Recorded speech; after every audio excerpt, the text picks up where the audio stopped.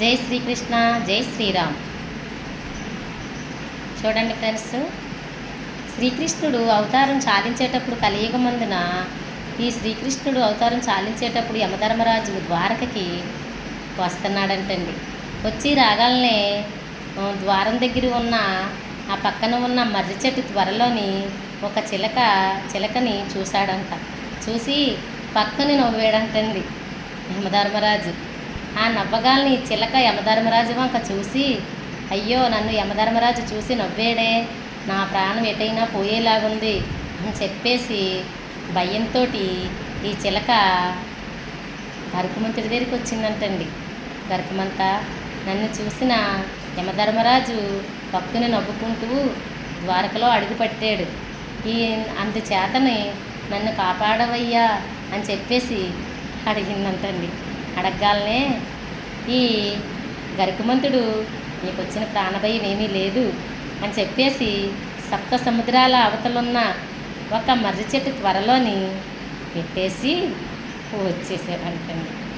రాగానే రాగానే యమధర్మరాజుకి ఎదురుగుంటా ఈ గరుకుమంతుడు వెళ్ళి ఇలా అన్నాడంట, ఏమయ్యా యమధర్మరాజా, ఏంటయ్యా నీ లీలలు ఏంటి? ఆ చిలకను చూసి పక్కని నవ్వేరు అని అడిగాడంటండి. అడగగానే ఈ యమధర్మరాజు ఇలా బదులు చెప్పాడంట.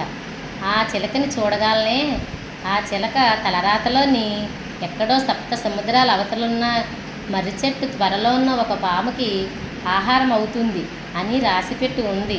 కానీ 5-10 నిమిషాల్లో ఇలా జరిగే ఈ పొలవానికి ఈ చిలక చుట్టే ఎక్కడుంది, పాము చుట్టే అక్కడుంది, ఎలాగ ఆహారం అవుతుందా అని నాకు నవ్వొచ్చి, నువ్వేనయ్యా గరుకుమంత అన్నాడంటండి. అప్పుడు ఈ గరుకుమంతుడికి అర్థమైంది ఏంటి, బ్రహ్మ రాసిన రాతకి ఎవరో కూడా అలా బాధ్యులు కాదు, అందుచేత చూసావా నా చేత ఆ చిలకని అంత దూరానికి అందించావయ్యా స్వామి అని చెప్పేసి తన మనసులో అనుకొని, ఎప్పుడూ కూడా ఎవరి పాపకర్మలకి ఎవరూ బాధ్యులు కారు, ఎటు జరిగేది ఉంటే అటే జరుగుతుంది అని చెప్పేసి, మృత్యు అనేది ఎక్కడ పొంచి ఉంటుందో ఎవరికీ తెలియదు, ఏ దారిని ఎటు వస్తుందో కూడా తెలియదు. అలాగని మనం మర్రి చెట్టు త్వరలో దోకుంటే మాత్రం అవుతుందా? ఆ మర్రి చెట్టు త్వరలోనే ఉంది ఆ పాము. చూడండి ఫ్రెండ్స్, దీనివల్ల మనం తెలుసుకునే నీతి ఏంటి?